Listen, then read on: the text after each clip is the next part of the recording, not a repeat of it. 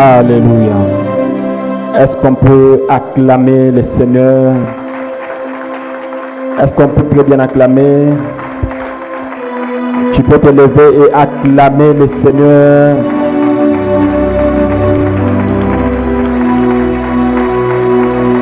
Tu peux te lever et acclamer encore. Est-ce que tu peux ajouter un peu de milolo? Est-ce que tu peux acclamer le Seigneur?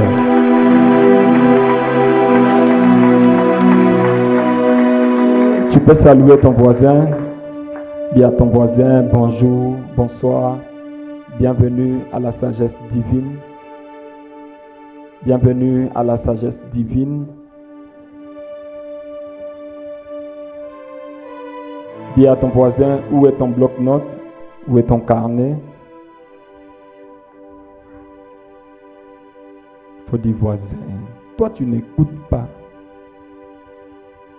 Est-ce qu'il y a un voisin à côté de toi qui n'a pas de quoi écrire? Il faut le signaler. Il est où? Il faut faire ça.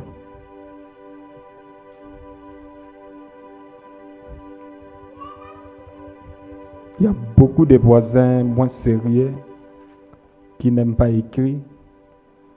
Je crois que le Seigneur nous fera beaucoup de bien. Il y a beaucoup de voisins qui viennent en spectateur, qui viennent un peu guetter qu'est-ce qui se passe. Le samedi, j'avais une réunion. Le dimanche, j'avais eu une réunion avec les ouvriers. Tous ceux-là qui sont venus main vide, je les avais dit d'aller chercher. Et je crois que plus on sera en train d'évoluer, ceux-là qui viennent sans de quoi écrire seront libérés. On va vous libérer pour que vous puissiez rentrer à la maison. Que vous puissiez rentrer à la maison. Regarde un peu les chaussures de ton voisin. Est-ce que c'est bien nettoyé? Regarde un peu les cheveux du voisin. Est-ce que les cheveux sont bien peignés? Regarde un peu la dada. Est-ce que c'est bien? Regarde un peu la chemise, si elle est bien repassée. Il faut regarder, non? Oh! Si tu vois qu'il y a beaucoup de poussière, tu lui donnes un peu un truc du voisin, essuie un peu. Nous sommes dans la présence de Dieu. Et s'il ne sent pas bon, dis Dieu n'aime pas ça. Oh, il faut lui dire non. Vous ne voulez pas? Alors, la première des choses que nous allons faire, nous allons mettre nos téléphones en mode avion. Est-ce que tout le monde peut le faire? S'il vous plaît. Tu peux mettre ton téléphone en mode avion. On va respecter la présence de Dieu. C'est juste pour quelques minutes, pour une heure. Tu mets ton téléphone en mode avion pour honorer ton Dieu. Pour honorer ton Dieu. C'est fait. Est-ce qu'on peut donner à Johanna un micro? Il faut commencer à le faire directement. Quand je monte, vous le donnez, ça nous permet d'évoluer.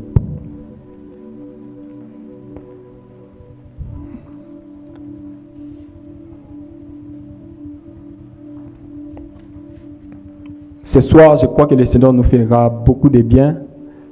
Qui a retenu les thèmes? Qui peut parler? Qui a retenu les thèmes? Personne. Oh.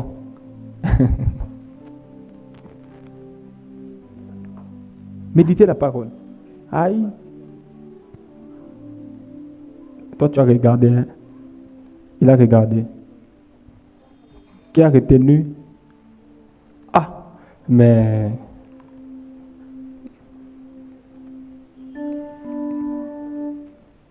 Élie.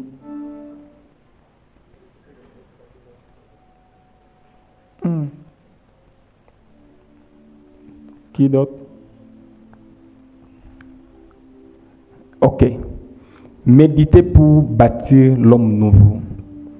Méditer pour bâtir l'homme nouveau. Nous avons longuement vu jeûner pour bâtir l'homme nouveau. La semaine passée, j'ai introduit sur prier pour bâtir l'homme nouveau. Alors, mon intention n'était pas celle de parler de la prière. Alors, comme c'était une journée de prière, j'ai voulu quand même introduire sur la prière. Mais la deuxième chose que je voulais beaucoup plus développer, c'était méditer pour bâtir l'homme nouveau. Dans Camon, c'était pour bâtir l'homme nouveau. Méditer pour bâtir l'homme nouveau. Beaucoup de personnes se posent la question, c'est qui l'homme nouveau? Nous avons dit que l'homme nouveau, c'est un homme qui est nouveau, mais qui vient habiter dans le corps des anciens. Depuis le jour où tu as dit oui au Seigneur Jésus, il y a un homme nouveau qui est venu habiter en toi. C'est cet homme nouveau qui te donne la soif de méditer la parole. C'est cet homme nouveau qui te donne la soif de prier. Il y a une personne au-dedans de toi qui te réveille par moment et qui te dit c'est l'heure de prier. Cette personne-là qui te réveille, c'est elle qu'on appelle l'homme nouveau. Il y a une personne qui te culpabilise à chaque fois que tu fais un mal. À chaque fois que tu réponds mal à ton voisin.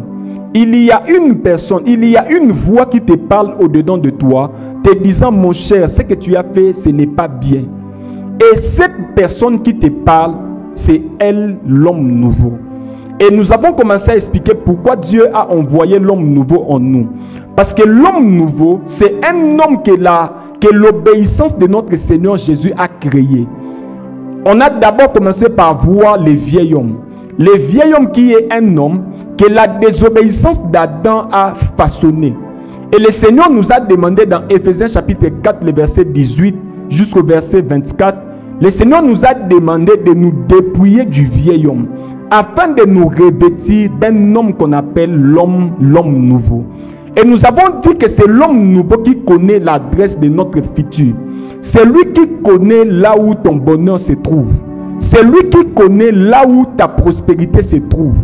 C'est lui qui connaît les adresses de là où tu auras la paix. Et le Seigneur a déposé cet homme en nous. Et notre travail est celui de bâtir cet homme nouveau en nous. Afin qu'il continue à nous donner de plus en plus la soif. Afin qu'il continue à nous enseigner. Et il y a beaucoup de personnes qui ont reçu l'homme nouveau. Mais seulement leur homme nouveau ne leur parle pas. Et c'est ainsi que nous avons commencé à dire qu'il y a des choses à faire pour bâtir l'homme nouveau en nous. Et la première des choses, c'était jeûner. Les jeûnes qui bâtissent l'homme nouveau. Les jeûnes qui bâtissent l'homme nouveau. J'ai longuement enseigné sur les jeûnes. C'est en train de créer débat auprès des frères qui n'aiment pas se laver. Ils disent non, il y a certains jeûnes où Dieu te dira de ne pas brosser les dents. Comment toi tu dis ça? Et tout. Bon, j'ai dit frère, il faut te laver. Quand Dieu dit il faut parfumer la tête. Donc tu vas parfumer la tête, tu ne t'es pas lavé. Non, même si on dit. Lui-même il dit parfume ta tête quand tu jeûnes. Et puis toi tu dis non, moi je ne veux pas me laver, mais je parfume quand même la tête.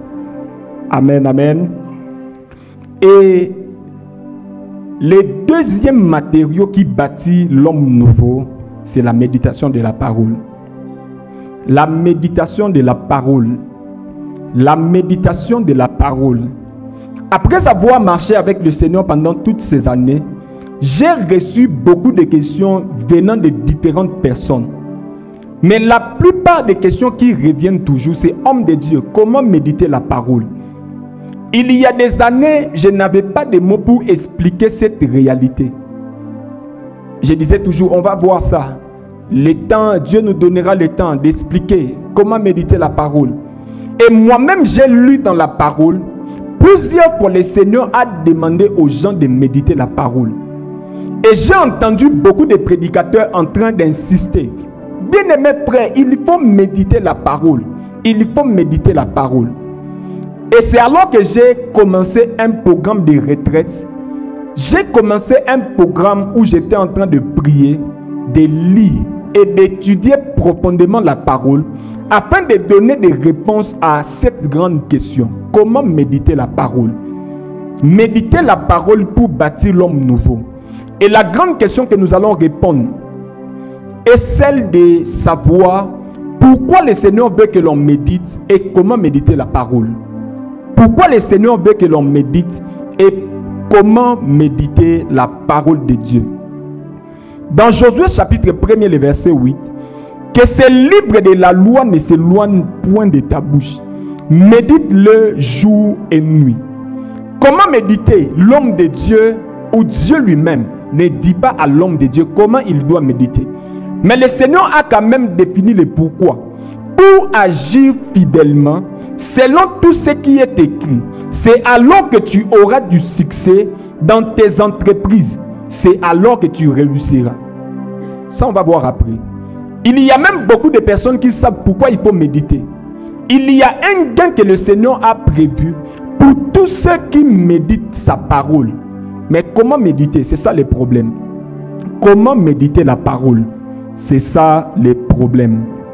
Dans Psaume chapitre 1er, le verset 1er jusqu'au verset 2, heureux l'homme qui trouve son plaisir dans la loi de l'Éternel et qui la médite jour et nuit. Ça, ce sont des recommandations que le Seigneur nous donne. Le Seigneur dit, celui qui est heureux, c'est un homme qui prend le plaisir. Lorsque cet homme médite la parole, c'est cet homme qui sera heureux. Mais comment méditer la parole? Le Seigneur n'explique pas. Il n'explique pas. Il n'explique pas. Dans Psaume 119, le verset 97, 97. Oh, combien j'aime ta loi! Elle est tout le jour l'objet de ma méditation. Le Seigneur explique que sa loi, cet homme explique combien il aime la loi de Dieu et combien la parole de Dieu est l'objet de sa méditation. Mais comment méditer la parole? Est-ce que vous êtes prêts? Voici. La vie chrétienne commence par une phrase qu'on appelle « croire en Jésus-Christ » ou la foi en Jésus-Christ. Lorsque nous parlons de la vie chrétienne, la chose que chaque personne doit savoir, que la vie chrétienne commence par cette phrase, croire au Seigneur Jésus. Mais pourquoi? Il faut une chose, entendre la parole de Dieu. C'est là que les choses commencent. On ne peut pas parler d'une personne qui médite si cette personne ne commence pas par la base même de la vie chrétienne, qui consiste à croire au Seigneur Jésus.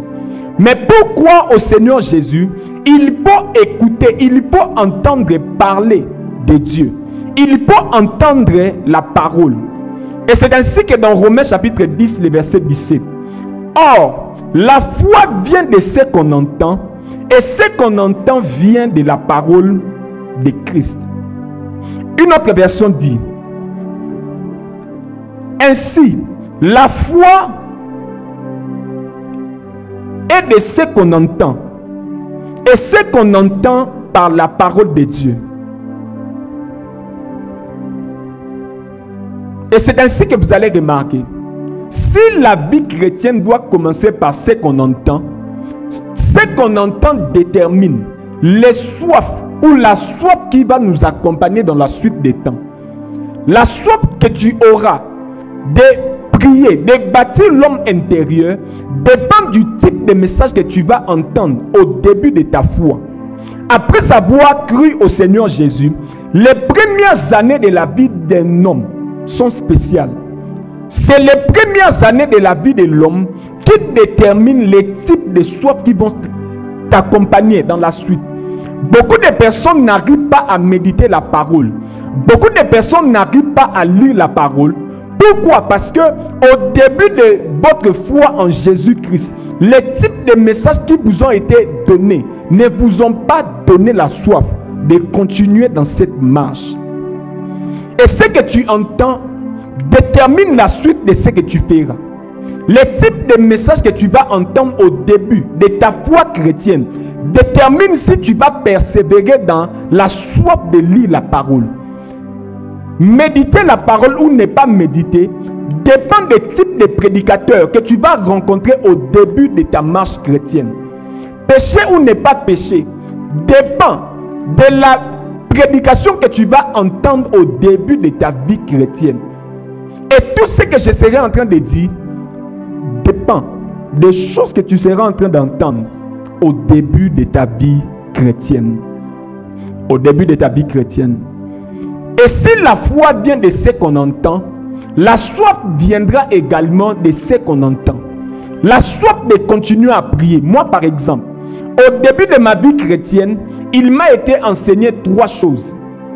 Premièrement, je suis poursuivi par les sorciers de ma famille. Et je devais être un guerrier, un homme de prière. Et deuxièmement, il m'a été enseigné que je devais beaucoup prier. Il fallait que je prie beaucoup. Il fallait que je devienne un homme de prière. Je devais chasser les démons tous les jours. Et on était là tous les jours. Mina vunja, mina vunja, mina vunja. Envoyez feu. Et ce type de message ne m'ont pas donné la soif de demeurer longtemps dans la présence de Dieu. Ce type de message ne m'ont pas donné la soif de persévérer dans la présence de Dieu, de connaître encore le Seigneur qui m'avait sauvé. On est ensemble? Voici. Le premier prédicateur que Ève avait écouté, c'était Satan. Mais Satan était un prédicateur qui avait ouvert les yeux d'Ève, mais sur des choses qui ne concernaient pas Dieu. Le premier prédicateur que la femme a écouté, Satan.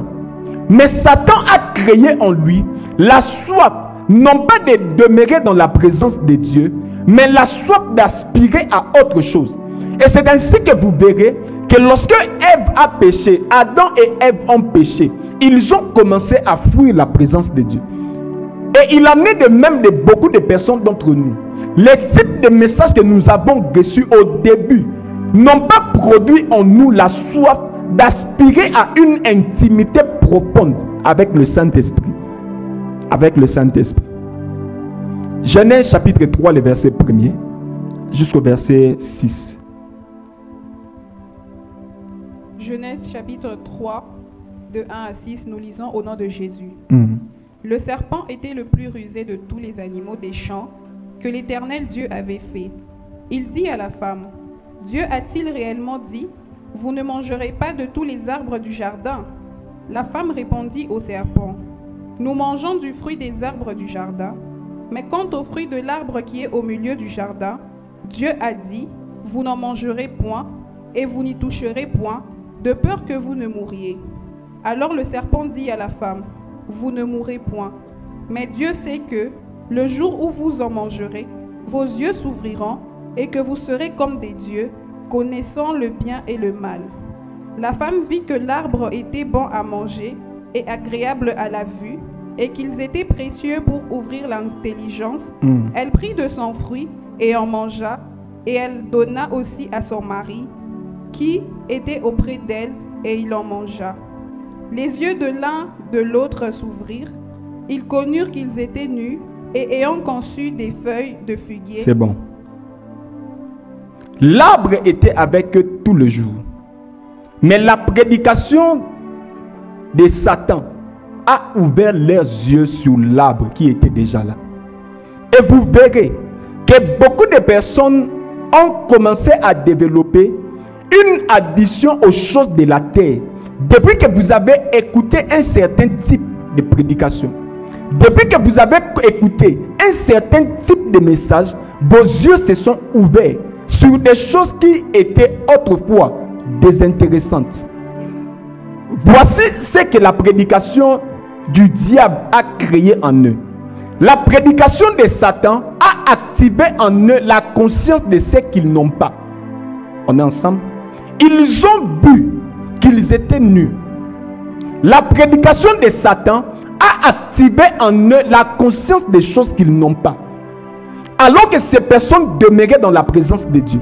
Il en est de même de beaucoup de personnes. Depuis que vous avez écouté certains messages, ça a activé en vous la conscience des choses que vous manquez. Ça a activé en vous la conscience que vous n'avez pas d'argent. Ça a activé en vous la conscience que vous devez voyager. Et les types de messages que vous avez reçus ont activé en vous la conscience que vous devez absolument vous marier, même si ce n'est pas encore le temps. Lorsque le diable a enseigné à la femme, les yeux de la femme se sont ouverts. Et la femme se rend compte que ses yeux étaient... Elle se rend compte, elle et son mari, qu'on n'a pas d'habits. Et c'est ainsi que vous verrez, il y a certaines personnes, depuis que vous venez à l'église, vous commencez à vous concentrer beaucoup plus sur ce que vous n'avez pas. Et la chose qui commence à t'intéresser, c'est ton travail qui bloque. La chose qui commence à t'intéresser, c'est ton mariage qui ne va pas. La chose qui commence à t'intéresser, c'est le business que tu dois commencer. Le diable a ouvert les yeux sur les choses qui lui manquaient et non sur la personne de Dieu. On est ensemble? Et c'est ainsi que ces personnes ont commencé à chercher comment couvrir leur nudité. Ces personnes ont commencé à chercher comment avoir un véhicule. Ces personnes ont commencé à chercher comment avoir une vie stable. Alors que ce que le Seigneur attendait d'eux, c'était d'abord une intimité profonde avec le Seigneur. Tout dépend de ce que vous entendez au début. Tout dépend du type de message que vous allez écouter au début. Si on vous a enseigné que vous êtes poursuivi, vous n'aurez pas l'envie de méditer la parole. Si on vous a enseigné qu'il y a un visa qu'il faut débloquer, tu n'auras pas envie de prier pour connaître le Seigneur. Si on t'a enseigné qu'il y a un mariage que tu dois attirer, tu ne pourras pas prier pour des choses qui concernent Dieu. Même lorsque le Seigneur Jésus a enseigné au sujet de la prière, il dit: voici comment vous allez prier. Notre Père, que ton nom soit sanctifié, que ton règne vienne, que ta volonté soit faite. D'abord son règne, d'abord son nom, d'abord sa volonté. Et puis donne-nous notre pain quotidien. Le Seigneur commence le sujet de la prière par des choses qui concernaient d'abord Dieu. Le Seigneur Jésus enseigne qu'il y a d'abord un type de choses qui sont prioritaires. Mon nom, mon règne et ma volonté. Mais aujourd'hui, nous avons renversé les priorités. Tout simplement parce que nous avons écouté un message qui a activé, qui a ouvert nos yeux sur ce que nous manquons. Est-ce qu'on peut me dire Amen? Est-ce qu'on peut ajouter Amen? Est-ce qu'on peut ajouter Amen? Et c'est la chose qui explique pourquoi tu peux dormir et ne pas lire la parole. Et c'est la chose qui explique pourquoi tu peux te reposer normalement sans prier. Parce qu'au début de ta vie chrétienne, personne n'a réveillé ton esprit sur des choses qui concernaient Dieu. Et de plus en plus, l'homme nouveau n'est pas bâti. L'homme nouveau ne peut pas t'orienter. L'homme nouveau ne peut pas te diriger. Parce que tu t'es intéressé aux choses qui ne pouvaient pas bâtir l'homme nouveau en toi. Est-ce qu'on peut dire Amen? Voici maintenant, dans Osée chapitre 4, le verset 6.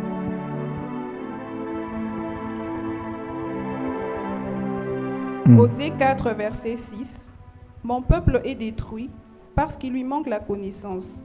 Puisque tu as rejeté la connaissance, je te rejetterai et tu seras dépouillé de mon sacerdoce.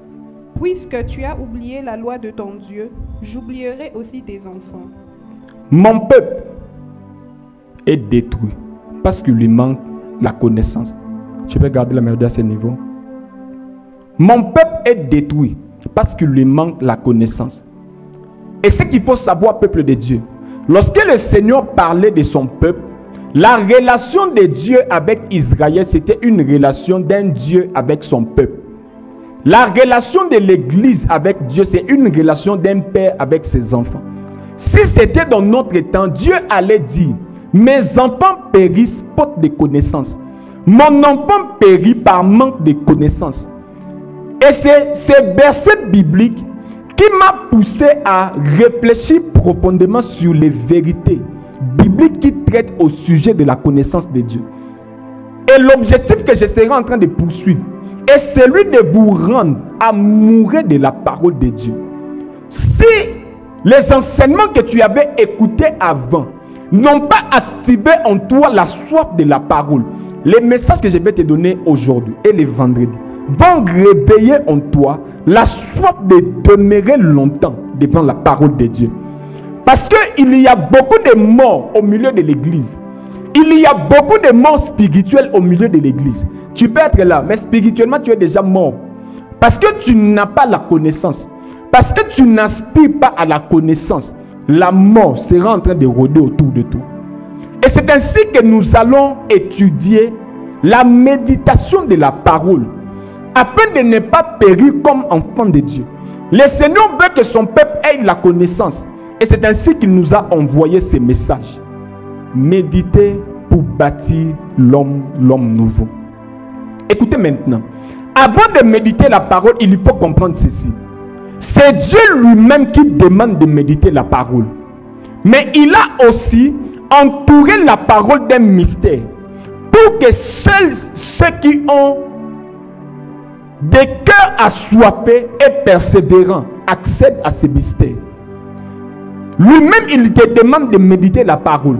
Mais il a mis autour de la parole un certain type de mystère. Il a mis un mystère autour de la parole, afin que les assoiffés soient en train de demeurer longtemps.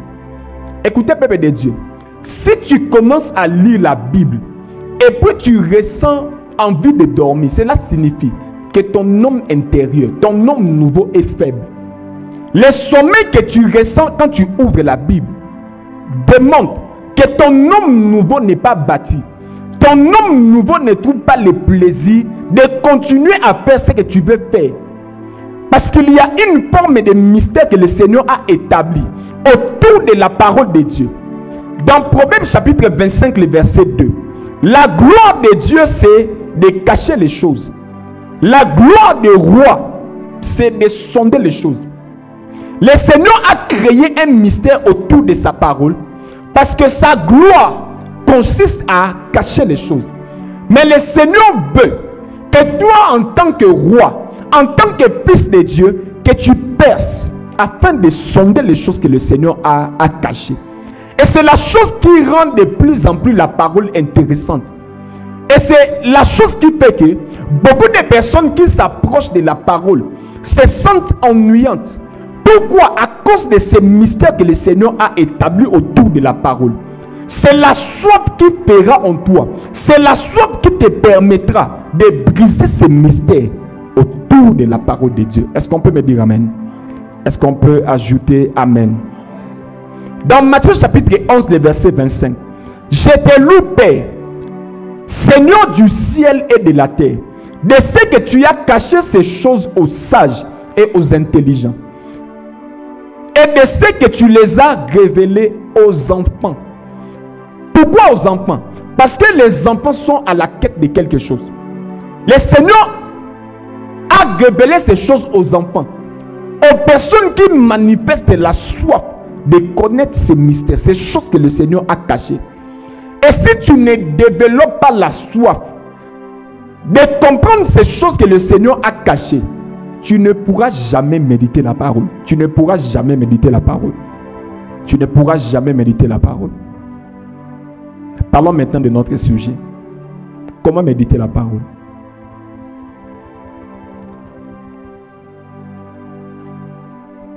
Comment méditer la parole? Avant de méditer la parole, avant de rencontrer cet homme qu'on appelle la méditation de la parole, il y a 3 personnes qu'il faut rencontrer d'abord. Il y a 3 étapes obligatoires avant d'aboutir à la méditation de la parole. Il y a 3 personnes que tu vas rencontrer devant toi. Il y a 3 choses que tu dois faire avant de méditer la parole. Avant de méditer la parole, si tu ne commences pas par rencontrer ces 3 personnes, si tu ne commences pas par avoir une relation profonde avec ces 3 hommes, tu ne pourras jamais méditer la parole. C'est la méditation lui-même, c'est comme si elle s'est organisée pour mettre, avant de les rencontrer, avant de la rencontrer, il faut d'abord rencontrer 3 personnes. Je peux avancer? La première personne que tu vas rencontrer signifie ou s'appelle lire la parole de Dieu. Cet homme dit, si tu veux me rencontrer, il y a d'abord un homme que tu dois rencontrer en premier, qui s'appelle la lecture de la parole. Beaucoup de personnes n'arrivent pas à méditer comme il se doit parce que vous n'arrivez pas à lire la parole. La première étape qui mène à la méditation de la parole s'appelle la lecture de la parole. Le Seigneur veut que chaque personne commence d'abord par là. Si vous ne percez pas dans la lecture de la parole, vous ne pouvez pas méditer la parole. C'est un homme obligatoire. C'est une étape obligatoire. Pour quiconque veut méditer la parole, cette personne doit commencer par lire d'abord la parole. Quel est l'objectif de la lecture de la parole? L'objectif principal de la lecture de la parole, c'est connaître l'histoire. C'est connaître l'histoire. C'est l'histoire que tu vas connaître qui te donnera encore la soif de continuer. Si cette histoire paraît ennuyante pour toi, tu ne peux pas demeurer longtemps. Les personnes qui méditent la parole ont commencé par aimer les histoires qui sont relatées dans la Bible. Et vous verrez que ceux qui disent souvent, il est écrit, ces personnes-là manifestent un profond amour pour les histoires de la Bible. L'objectif de la lecture de la parole, c'est connaître l'histoire. Mais quelle est donc cette histoire? C'est l'histoire de Dieu avec l'homme. L'objectif, c'est connaître l'histoire de Dieu avec l'homme. C'est connaître l'histoire de Dieu avec l'homme. Si tu n'apprends pas à aimer l'histoire de Dieu avec l'homme, tu ne pourras jamais continuer avec ce que je vais citer. On ne peut pas parler de la méditation de la parole pour un homme qui ne manifeste pas un profond amour pour les histoires qui sont écrites dans la Bible. Quand tu aimes l'histoire de Joseph, tu auras l'amour de lire Joseph. Quand tu aimes l'histoire de Jésus-Christ, tu auras l'amour de demeurer longtemps. Voici. Lorsque vous lisez la parole, cela vous fera découvrir quatre choses importantes. Dans l'histoire de Dieu avec l'homme, il y a quatre choses importantes que vous allez découvrir. La première des choses, qui est Dieu? La deuxième chose, qu'est-ce qu'il a fait? La troisième chose, qu'est-ce qu'il a promis? Et la quatrième chose, qu'est-ce qu'il attend de moi aujourd'hui? Qui est Dieu? Qu'est-ce qu'il a fait? Qu'est-ce qu'il a promis? Et qu'est-ce qu'il attend de toi aujourd'hui? C'est ces quatre choses qui vont activer en toi la soif de connaître l'histoire de Dieu avec l'homme. Qui est ce Dieu? Qu'est-ce qu'il a fait pour l'homme? Qu'est-ce qu'il a promis à l'homme? Et qu'est-ce qu'il attend de moi en tant qu'homme? C'est la première étape pour quiconque veut méditer profondément la parole.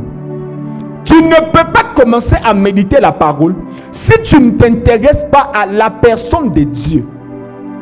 Ce qu'il a fait, ce qu'il a promis et qu'est-ce qu'il attend de toi. Beaucoup de personnes ont parlé de la mission. Il y a une expression qui circule. Ma mission, ma mission, ma mission. Beaucoup de personnes parlent, ma mission c'est éclairer le monde, éclairer les membres de ma famille. La mission dont il est question, c'est ce que Dieu attend de toi. Tu ne peux pas découvrir ta mission en dehors de la lecture de la parole. C'est lorsque tu vas développer un amour profond de ce que Dieu a fait, de ce que Dieu est, de ce qu'il a promis. C'est alors que tu vas t'intéresser à ce qu'il attend de toi.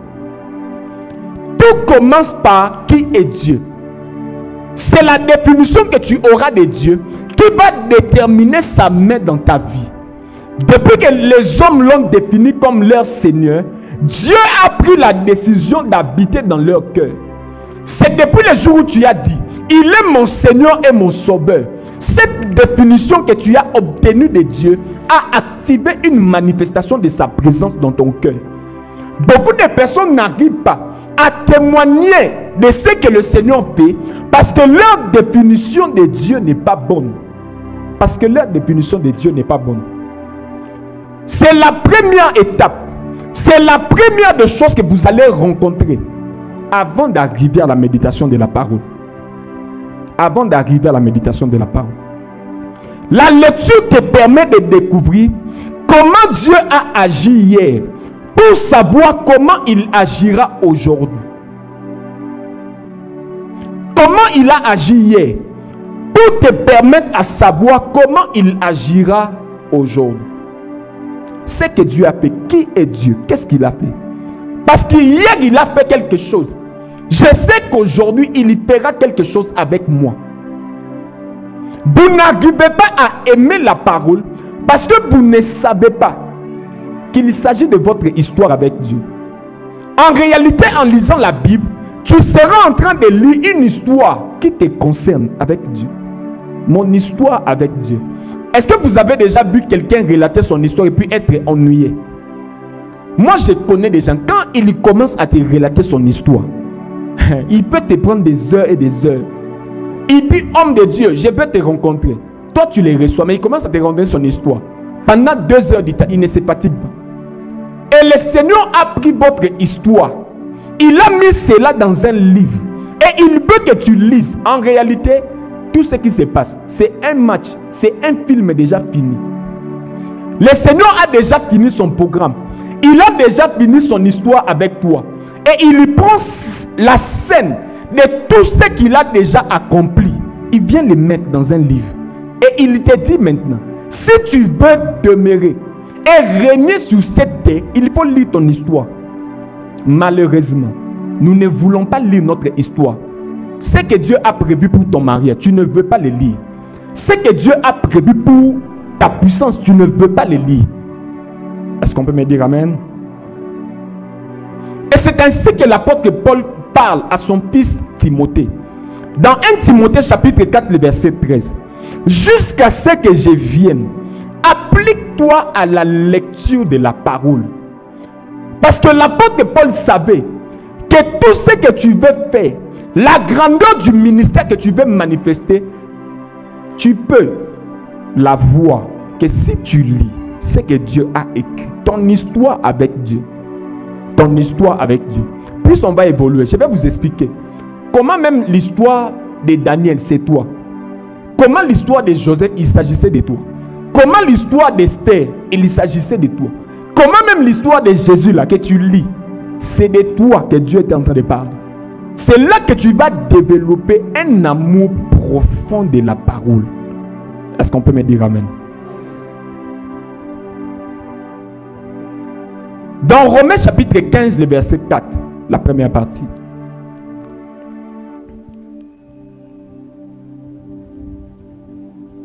Romains 15, verset 4. Romains 4, le verset 13. Non, Romains 15, le verset 4.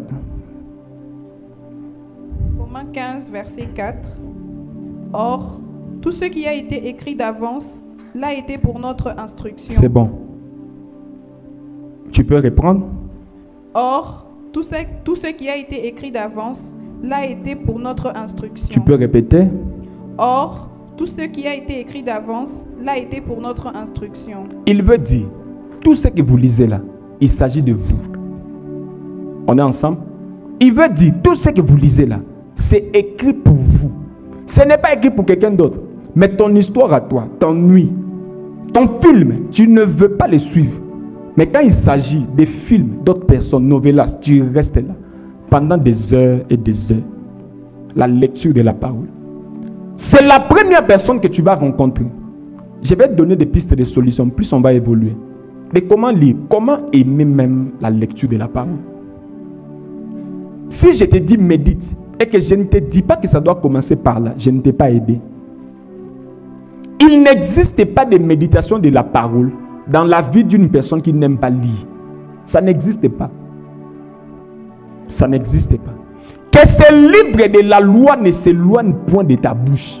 Et puis médite-le. On est ensemble? Que ce livre de la loi ne s'éloigne point. Et puis médite-le. Que tu sois en train de lire ce livre de la loi. Après tu vas méditer jour et nuit. Beaucoup de personnes veulent méditer avant de lire. Tu ne peux pas méditer profondément la parole si tu ne commences pas par lire cette parole. Écoutez, peuple de Dieu, c'est une arnaque de ne pas connaître l'histoire et puis tomber sur un verset, tu veux méditer ces versets-là. Ça, c'est de l'aventure. Tu ne connais pas l'histoire. Et puis tu ouvres seulement la Bible, tu tombes sur un truc là. Et puis tu dis, ça, je veux méditer. C'est ainsi que tu as médité. C'est ainsi que quand tu médites, ça ne produit rien du tout. La deuxième étape qui conduit à la méditation de la parole, c'est étudier la parole. La première chose, c'est lire la parole. Papa Gloire, ça va? La deuxième chose, c'est étudier la parole. J'ai dit que l'objectif de la lecture, c'est connaître l'histoire. Ton histoire et l'histoire de Dieu. La deuxième étape, le deuxième homme que tu vas rencontrer sur les chemins s'appelle étudier la parole. L'objectif de l'étude de la parole, c'est la compréhension. Tu lis la parole pour connaître l'histoire. Mais tu commences à étudier pour accéder maintenant à la compréhension. Mais on comprend quoi? On comprend trois choses. Je vais vous rendre amoureux de la parole. Parce que je connais maintenant. Je dois maintenant étudier cette parole afin de la comprendre. Mais je comprends quoi? Je comprends trois choses. La première chose que je dois comprendre, la première chose que l'on comprend, on comprend ce qu'on connaissait déjà. Je comprends quoi? Je comprends ce que je connaissais déjà. C'est-à-dire, je comprends ce que j'avais déjà lu et entendu concernant Dieu et ses œuvres. C'est la première des choses. Je commence à étudier la parole pour comprendre ce que je connaissais déjà. Tu ne peux pas étudier une parole que tu ne connaissais pas. C'est ainsi que je suis contre ceux qui tombent seulement sur un verset, puis tu veux étudier ces versets-là. Et c'est ainsi que vous verrez qu'il y a beaucoup d'hérésies qui naissent. Parce que les prédicateurs tombent sur des versets et puis ils veulent comprendre seulement ces versets. C'est le type de personnes qui disent, mais pourquoi ici la Bible dit, vous êtes les sels de la terre, oh? Explique-moi d'abord. Si tu lui dis, avant ça, est-ce que tu avais lu? Oh non, c'est seulement les sels de la terre. Pourquoi seulement la lumière du monde, oh? Il tombe sur ça. Et puis, mais les sels, nous on sait que les sels on prépare avec. Maintenant, comment Jésus peut dire, vous êtes les sels de la terre? Tu veux comprendre ce que tu connaissais déjà.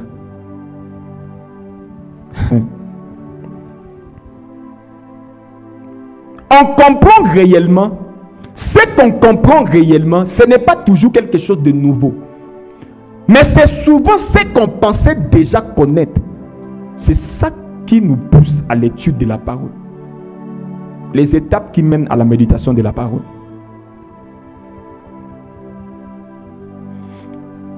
On étudie la parole dans le but de comprendre ce qu'on connaissait déjà.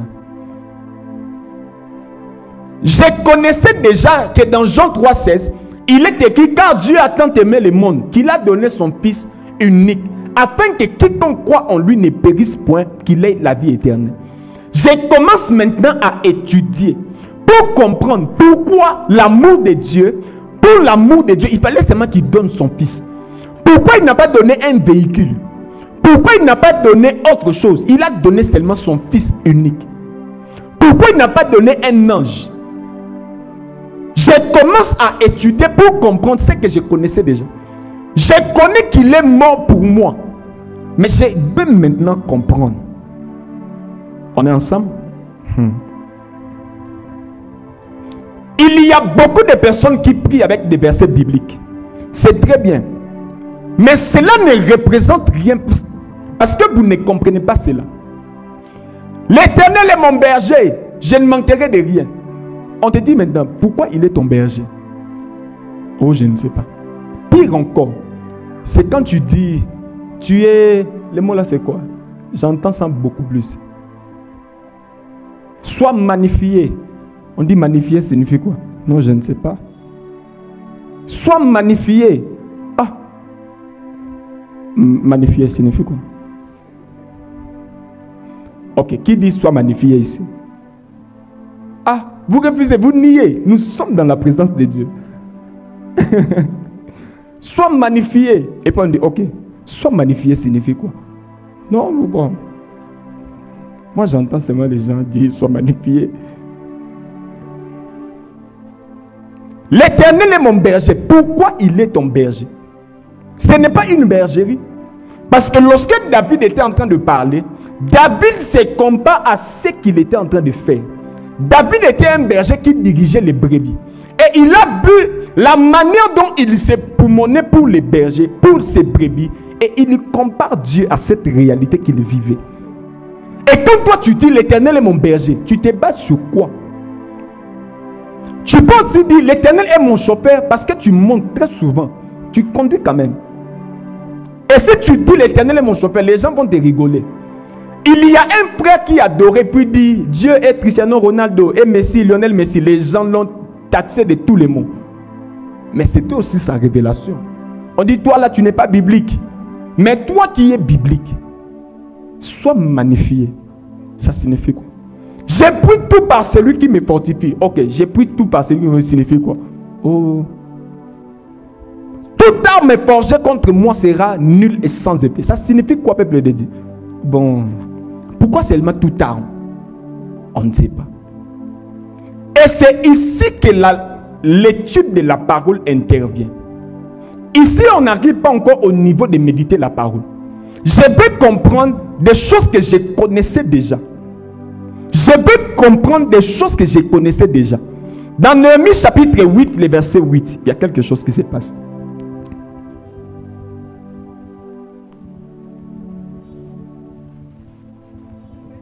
Néhémie 8, 8. Les justes vivront par la foi. Néhémie 8, 8.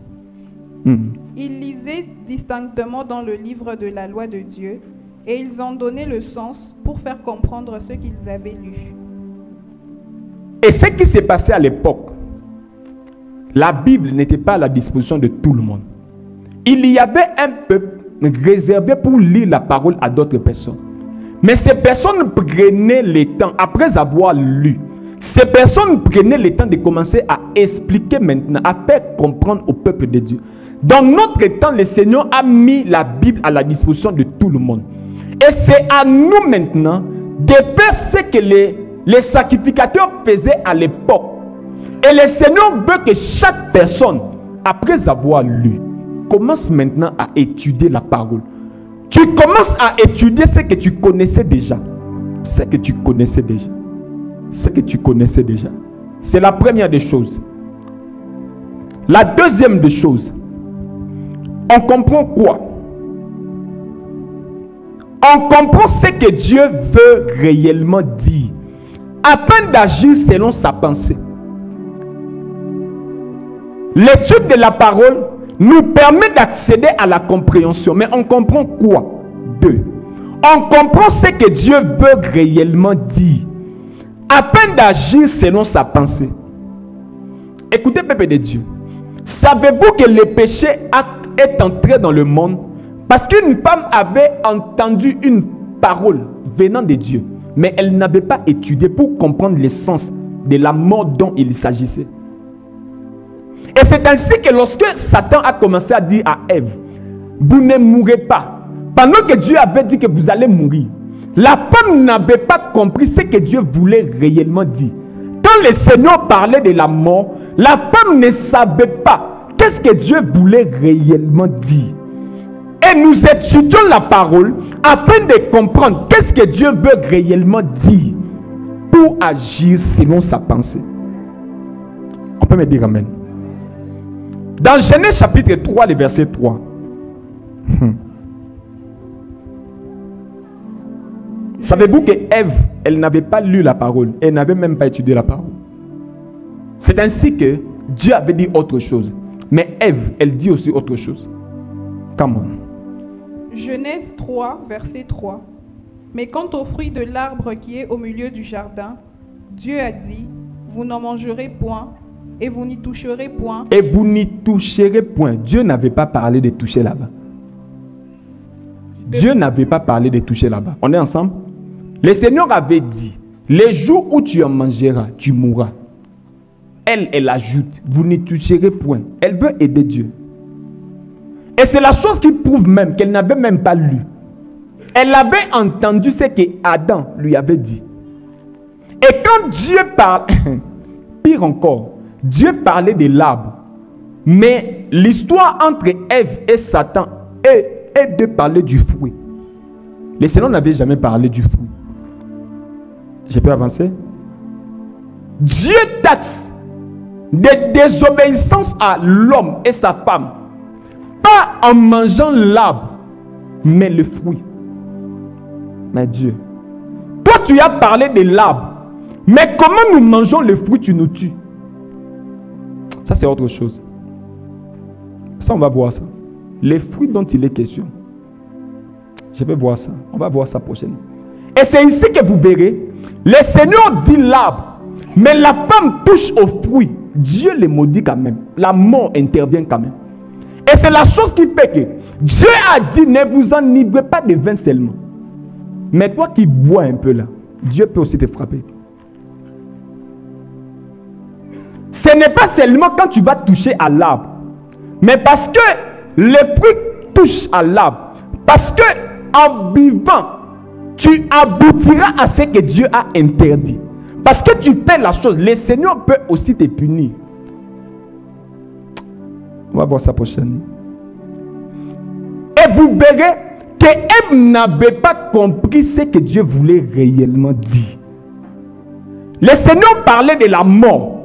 Et le diable dit, vous ne mourrez pas. Effectivement, quand ils ont mangé, ils ne sont pas morts. Mais le Seigneur parlait d'une autre mort. Nous étudions la parole pour comprendre ce que Dieu voulait réellement dire. Et dans la Bible, nous voyons beaucoup de cas des personnes qui n'ont pas compris les paroles de Jésus. Par exemple, dans Jean chapitre 2, le verset 19. Détruisez ces temples et en 3 jours, je les relèverai. Et pour eux, toi tu veux dire que ces temples que nous avons bâtis pendant des années, toi tu veux dire dans 3 jours. C'est l'étude de la parole qui nous permet de comprendre ce que Dieu voulait réellement dire. De comprendre ce que Dieu voulait réellement dire. Gardez-vous du levain des pharisiens. Toi tu commences, mais pourquoi le levain? Pourquoi le levain? Tu n'as jamais étudié la parole. Lazare dort. C'est ce que Dieu voulait dire. Jésus ne voulait pas dire qu'il dormait. Buvez mon sang et mangez mon corps. Ça scandalisait beaucoup de gens. Nous étudions la parole pour comprendre ce que Dieu voulait réellement dire. Et c'est ainsi que vous verrez qu'il y a beaucoup de religions qui se sont perdues juste en lisant la parole. Il y a certaines personnes, ils ont seulement lu car Dieu a tant aimé qu'il a envoyé son fils unique, c'est fini. Ils se sont perdus seulement là-bas. Jésus c'est le fils de Dieu. Non, débat. Non, c'est vraiment le fils de Dieu. Comment tu veux dire qu'il n'est pas le fils de Dieu? C'est le fils de Dieu. Pourquoi? Parce qu'ils ont seulement lu fils de Dieu. Ils se sont perdus. Ils ne veulent pas étudier pour comprendre qu'est-ce que Dieu voulait réellement dire. Et il y a beaucoup de hérésies qui naissent parce que beaucoup de personnes ne veulent pas étudier la parole. Parce que vous ne voulez pas étudier la parole, vous n'allez pas comprendre ce que Dieu voulait réellement dire. Et troisièmement, pourquoi on veut comprendre? On comprend ce que Dieu dit pour moi. On comprend ce que Dieu dit pour moi. Parce que toute la Bible, tu ne vois nulle part où on a cité ton nom. Mais pendant que tu seras en train de lire la parole, tu verras ton nom. En lisant la Bible, tu vas trouver un endroit où on est qui Gloire, un endroit où on est qui Jonas, un endroit où on est qui John. C'est lorsque vous allez étudier la parole, vous allez comprendre sur des lignes qu'il y a votre nom quelque part. Le Seigneur a prévu un espace où il y a vos noms. Dans Psaume 139, le verset 16. Mes minutes sont finies. Psaume 139, verset 16. Quand je n'étais qu'une masse informe, tes yeux me voyaient. Et sur ton livre étaient tous inscrits les jours qui m'étaient destinés, avant qu'aucun d'eux existât. Le Seigneur a pris ton futur, il les cache quelque part dans un livre qu'on appelle sa parole. Et ce que le Seigneur est en train de jouer, il dit la gloire de Dieu consiste à cacher des choses. C'est comme si le Seigneur est en train de jouer à un jeu de cache-cache avec toi. Il cache certaines choses qui te concernent. Pourquoi? Ce n'est pas pour créer en toi une tristesse, mais c'est pour t'attirer encore dans sa présence. Le Seigneur n'a pas écrit ton nom noir sur blanc afin de t'attirer de plus en plus dans sa présence. La parole de Dieu commence à te bénir les jours où tu vas trouver, les jours où tu vas comprendre des phrases qui te concernent réellement. Il y a beaucoup de personnes qui s'ennuient lorsque nous parlons de la parole de Dieu parce que vous n'avez pas encore trouvé. Vous n'avez pas encore compris là où le Seigneur parle véritablement de vous. Je peux avancer un peu? Comment savoir les écrits qui parlent de toi? Ce sont les versets que tu n'arrives pas à comprendre. Les versets qui te dérangent le plus. Les jours où tu vas percer, tu verras que ces versets-là parlent de toi. Le Seigneur cache certaines choses dans sa parole. Et il veut que vous puissiez étudier la Bible afin que vous puissiez savoir ce qu'il a écrit. Ce qu'il a écrit pour vous. Alléluia. Et c'est la chose qui fait que si vous n'arrivez pas à étudier la parole, si vous ne comprenez pas qu'il s'agit d'une histoire de vous et Dieu, si vous ne comprenez pas que Dieu veut que vous puissiez comprendre ce qu'il a écrit pour vous, vous n'allez jamais veiller autour de la parole. Il y a beaucoup de personnes qui ne veillent pas autour de la parole parce que vous n'avez pas compris qu'il s'agit de l'histoire de votre mariage. Beaucoup de personnes se précipitent à aller chercher des prophètes parce que vous n'avez pas encore étudié profondément la parole. Le Seigneur veut que vous puissiez étudier la parole. Écoutez, peuple de Dieu, voici la méthode de Dieu pour la vie de toute personne qui dit moi on m'a jamais prophétisé. Qui depuis qu'il est dans la vie chrétienne on l'a jamais prophétisé? Vous tous on vous a déjà prophétisé? Qui on l'a jamais prophétisé? Non, faites ça. J'ai une bonne nouvelle pour vous. Dieu ne vous prophétise jamais. Dieu ne veut pas vous prophétiser. Dieu ne veut pas qu'on vous prophétise. Parce que vous ne voulez pas lire ces prophéties qu'il a écrites. Vous voulez ces prophéties verbales. Mais ces prophéties écrites, vous ne voulez pas les voir. Il y a une forme de prophéties qui sont puissantes. Que les enfants de Dieu ne veulent pas découvrir. Et c'est ainsi que vous verrez, c'est quoi mon ministère? Homme de Dieu, révèle-moi mon ministère. C'est quoi? Je suis appelé à quoi? Tout. Les jours où tu vas comprendre la parole, au moyen de l'étude, tu vas comprendre c'est quoi ton ministère. Je peux avancer un peu? Le Seigneur veut que vous puissiez étudier sa parole pour comprendre ces trois choses. Je ne saurais pas continuer avec la quatrième chose.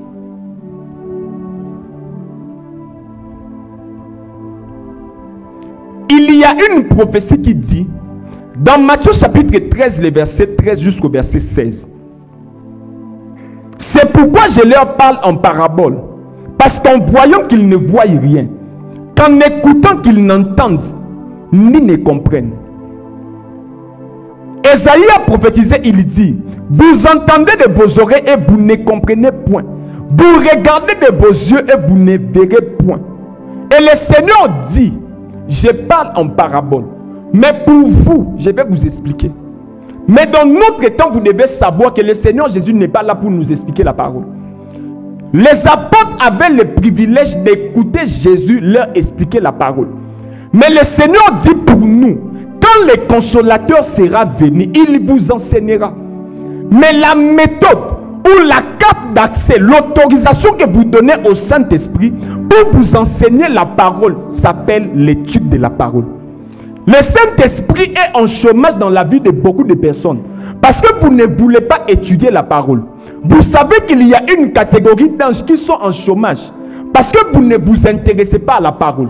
Un jour, Daniel était en train de lire la parole et cet homme a senti dans son cœur qu'il devait comprendre un passage biblique d'une prophétie que Jérémie avait donnée. Cet homme a déclenché un moment de jeûne pour comprendre une écriture. Et le Seigneur a dépêché un ange pour expliquer la parole à son serviteur. Il y a une catégorie d'anges qui sont en train de chômer parce que vous n'étudiez pas la parole. Vous n'étudiez pas la parole. Et le Saint-Esprit en vous ne peut pas travailler comme celui qui enseignera toutes choses. Écoutez, peuple de Dieu, quand on dit il vous enseignera toutes choses, ce n'est pas dans la bouche d'un prédicateur. C'est dans les efforts, dans le temps que tu vas investir en train d'étudier la parole, que le Saint-Esprit verra ta fidélité. Le temps que tu investis dans la parole, c'est là qu'il viendra et il commence à t'expliquer ce que la Bible dit. Ça, c'est la mélodie étrange. Quand cette mélodie commence, les choses peuvent se gâter. Est-ce qu'on peut me dire amen? Que le Seigneur vous donne un appétit de la parole que vous n'avez pas. Que le Seigneur vous donne un appétit de la parole que vous n'avez pas. Que le Seigneur vous donne un appétit de la parole que vous n'avez pas. Que le Seigneur vous donne un appétit de la parole que vous n'avez pas. Le Seigneur Jésus dit dans sa parole, l'homme ne vivra pas de pain seulement.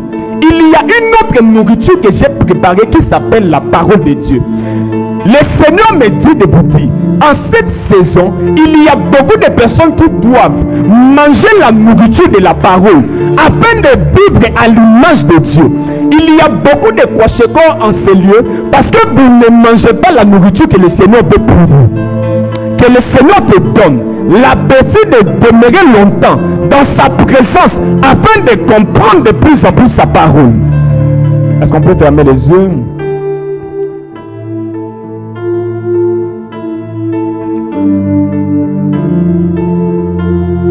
La prière que tu vas faire,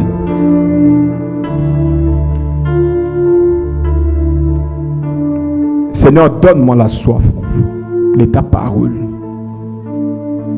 Donne-moi la soif de rester longtemps devant ta parole. Come on.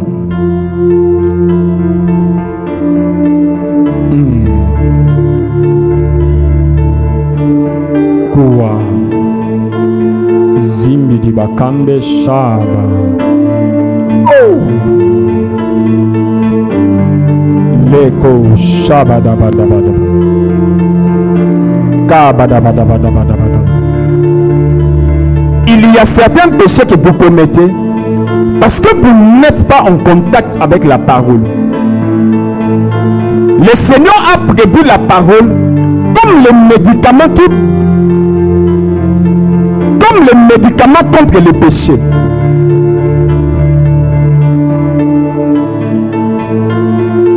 À chaque fois que tu prieras longtemps pour abandonner une faiblesse, cela signifie qu'il y a un enseignement, qu'il y a une parole que tu dois lire, que tu dois comprendre. Dis à Dieu, produis en moi la soif de lire ta parole. C'est ça la requête de l'église primitive. Ces personnes voulaient de plus en plus demeurer autour de la parole de Dieu. Il y a des disciples qu'on appelle les disciples de Béry. Ces hommes ont développé un amour profond des écrits. Aujourd'hui, l'église est visitée par le diable. Il y a un type de message qui est rentré dans l'église, qui met l'homme au centre de tout. Si nous n'apprenons pas à lire la parole de nous-mêmes, nous allons commettre beaucoup d'erreurs. Seigneur, produis en moi la soif. Seigneur, à chaque fois que je vais m'approcher de ces mystères, je n'arrive pas toujours. Je sens comme si je suis ennuyé. Seigneur, je veux manger cette nourriture. Ça, c'est une requête des assoiffés. Tu as beaucoup prié pour le mariage. Le Seigneur veut que tu pries pour des choses qui concernent votre histoire à vous deux. Dis à Dieu, Seigneur, je veux connaître mon histoire. Je veux connaître mon histoire. On m'a beaucoup parlé de toi, mais je veux moi-même. Je veux que tu produises en moi l'appétit de demeurer dans ta présence. Kilawasambo zole akezanta mungu wangezeketa mambulu aketetete. Wow. Wow. Wow. Coule encore. Coule encore. Coule encore. Coule encore. Come on, come on, come on, come on, come on. Kerakabaya. Coule encore. Radekebesote. Rega zuka tabayante pole. Yonguzimi yake topo. J'entends le Seigneur en train de dire, mais ce que j'ai contre toi, mais ce que j'ai contre toi, tu as abandonné ton premier amour. J'entends cette parole dans mon esprit, mais ce que j'ai contre toi, mais ce que j'ai contre toi, tu as abandonné ton premier amour. À tes débuts, tu aspirais à la parole. Tu pouvais passer des heures et des heures. Mais ce que j'ai contre toi, mais ce que j'ai contre toi, mais ce que j'ai contre toi, dis à Dieu, j'aimerais aimer ta parole. Cet homme a dit, je fais de la parole l'objet de ma méditation, l'objet de mes recherches. Koka Suta.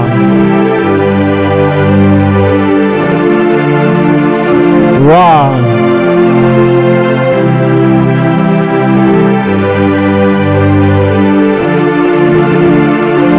Il y a une soif profonde de la parole. Un homme qui prie beaucoup et qui ne médite pas est maladif. Celui qui prie beaucoup et qui ne médite jamais la parole. Le Seigneur dit ce soir, mais ce que j'ai contre toi, mais ce que j'ai contre toi,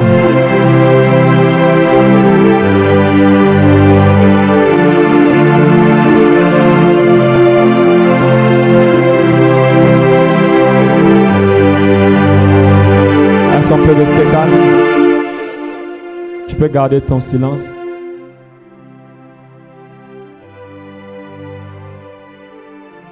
Je sentais de plus en plus dans mon esprit faire cet appel.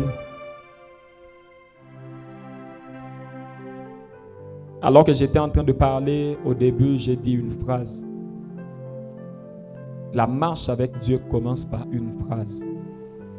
La foi en Jésus-Christ.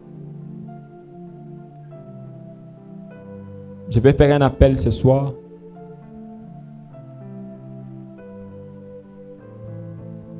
Tu viens peut-être à l'église. Peut-être que tu chantes, peut-être que tu es protocole. Mais tu n'as jamais reçu Jésus comme ton Seigneur et ton Sauveur. J'ai ressenti de plus en plus dans mon cœur ces fardeaux en train de monter. Voici la fin. J'ai ressenti de plus en plus dans mon cœur faire cet appel. Tu vas juste lever ta main. Tu n'as jamais reçu Jésus comme ton Seigneur et ton Sauveur. Tu vas lever ta main. Je vais prier avec toi. Tu veux recevoir Jésus ce soir. Tu vas juste lever ta main. Lève ta main, n'aie pas honte.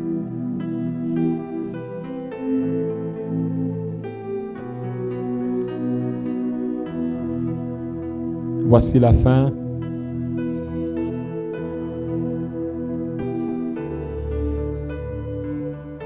On peut chanter.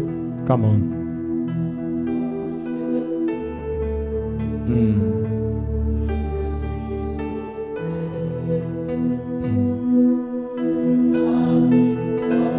Come on.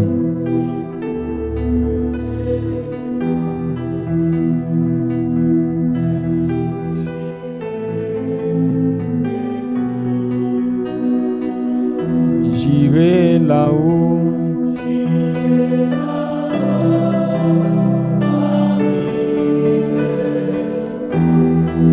Wow. Près d'Emmanuel. Près d'Emmanuel.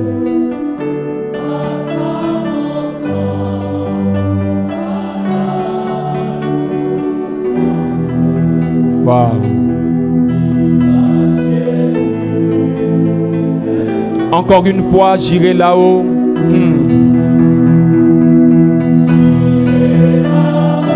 Wow.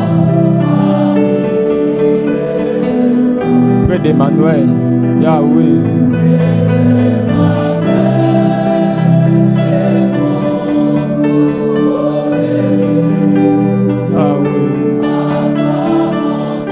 Wow.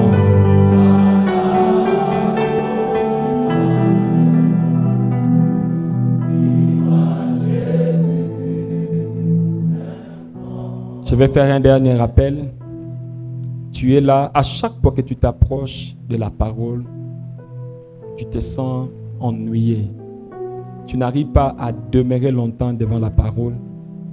Tu n'arrives pas à lire la parole. Tu n'arrives pas à donner ton temps à la parole. Tu peux avoir la volonté, mais tu n'arrives pas à le faire. Tu vas te tenir debout, je vais prier pour toi.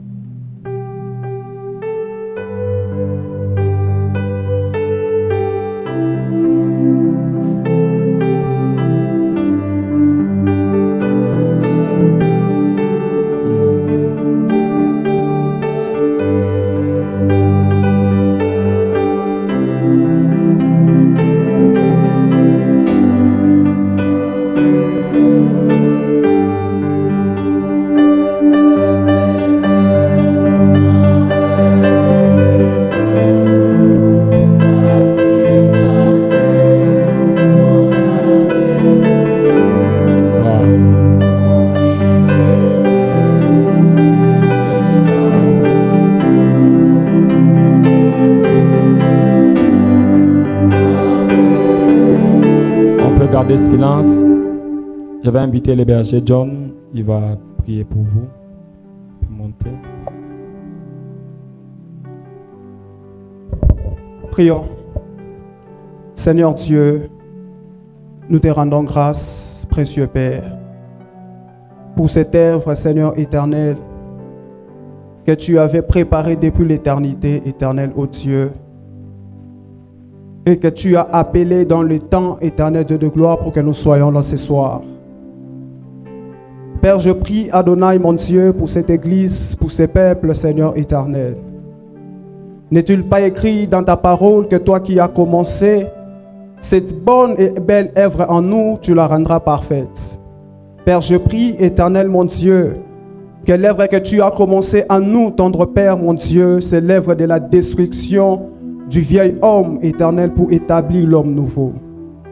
Père, je prie, Adonai, mon Dieu, que l'homme nouveau, Jésus, que tu as bâti, que tu as établi en nous, Père, c'est un homme éternel, mon Dieu, qui se renouvelle, qui se fortifie, qui s'édifie, éternel, mon Dieu, à ta parole.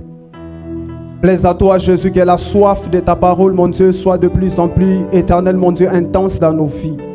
Seigneur, je prie, la Bible déclare, c'est toi qui crées en nous le vouloir et le faire selon ton bon plaisir. Père, crée, éternel, mon Dieu, dans nos cœurs, dans nos esprits, la soif, éternel, mon Dieu, Jésus, de ta parole. Seigneur éternel, nous voulons, mon Dieu, jour après jour, Seigneur éternel, que nous puissions faire des pas d'avance vers toi, Seigneur éternel. Dieu de toute bonté, Dieu de grâce, le Dieu des apôtres, le Dieu des prophètes. Père, je prie, Adonai, mon Dieu, que ta grâce, que ta faveur, mon Dieu, soit sur nous. Seigneur éternel, mon Dieu, bénis les familles réunies en ces lieux, bénis ton peuple, Seigneur éternel. Bénis ton serviteur éternel, mon Dieu. Je prie, Adonai, Dieu de gloire, que le fardeau de cette œuvre, mon Dieu, Jésus, devienne de plus en plus intense. Seigneur éternel, nous voulons voir des hommes être bâtis en ces lieux, Père. Nous voulons voir des vies être transformées en ces lieux, Seigneur éternel. Nous voulons voir le poids de ta gloire, ô Dieu, Jésus, être déposé en ces lieux. Ces jours-là, alors que Dagon, éternel, mon Dieu, a rencontré le poids de ta gloire. La Bible dit, éternel, mon Dieu, que Dagon tomba face contre terre. Seigneur, je prie, ô Dieu, que le poids de ta gloire, Seigneur éternel, soit relâché dans nos vies, dans nos destinées, au nom puissant de Jésus. Seigneur Dieu, le Dieu de ton peuple, Seigneur, je prie, marche avec nous, Seigneur éternel. Garde-nous, mon Dieu, dans nos demeures respectifs. Sois notre Dieu, lorsque l'honneur, la louange, la gloire éternelle, mon Dieu, te revient. Pour toutes choses, dans le nom de Jésus, nous avons ainsi prié. Amen. Amen. Est-ce qu'on peut acclamer